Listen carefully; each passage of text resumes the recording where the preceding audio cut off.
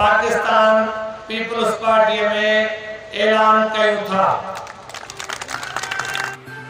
अस्सलाम वालेकुम नाज़रीन, अनवर अली सोलंकी ॾिसी रहिया आहियो सिंधी शूज़ न्यूज़ टीवी। ख़बर शामिल कंदासीं मोरो खां परवेज़ अली चांडियो जी मोरो शहर अंदर एनपीपी जतोई ग्रुप खे हिकु वॾो धचको। मोरो शहर में मोरो जे मौजूदीन कारोबारी मोतबर शख्सियत एनपीपी में 50 साल वक़्फ़ कंदड़ एनपीपी ग्रुप सां गॾु रहंदड़ जतोई ग्रुप जो अहम साथी सेठ हाजी इकबाल मेमण, अज़फर सईद मेमण, मोहम्मद बख्श मेमण, हबीबुल्लाह मेमण पंहिंजी बिरादरी दोस्तनि अहबाबनि समेत एनपीपी खे अलविदा करे डिवीज़नल सदर ऐं अॻूणे सूबाई वज़ीर कानून ज़ियाल हसन लंजार ते एतमाद कंदे पीपल्स पार्टी में शमूलियत करे छॾी। ऐं मोरो शहर में हिकु वॾो जुलसो मुनक़द कयो वियो, जंहिंमें मोरो शहर जे हज़ारे मौजूदीन सियासी समाजी माण्हुनि वॾे पैमाने ते शिरकत कई, जिते PPMN ज़ुल्फ़कार भेण PPMPA ममताज़ चांडियो,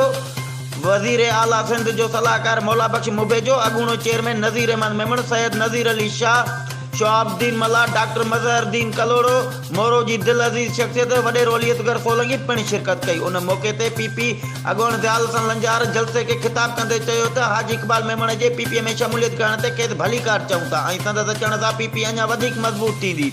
ऐं असांजी कामयाबी यकीनी आहे, छाकाणि त पीपल्स पार्टी अवाम जी ताक़त ते यकीन रखे थी ऐं PPA जो मंशूर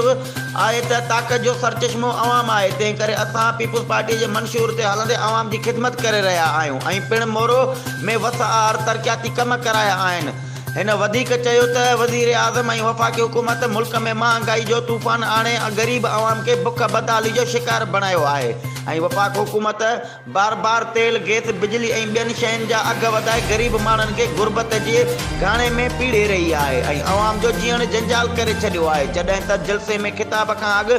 ज़ियाल हसन लंजार खे गुलनि जी वर्का सां गॾु नारनि जी गूंज में बोस्के जो पटको पारायो वियो ऐं ॿियनि आयल महिमाननि खे टोपी ऐं लुंगी जा तोहफ़ा बि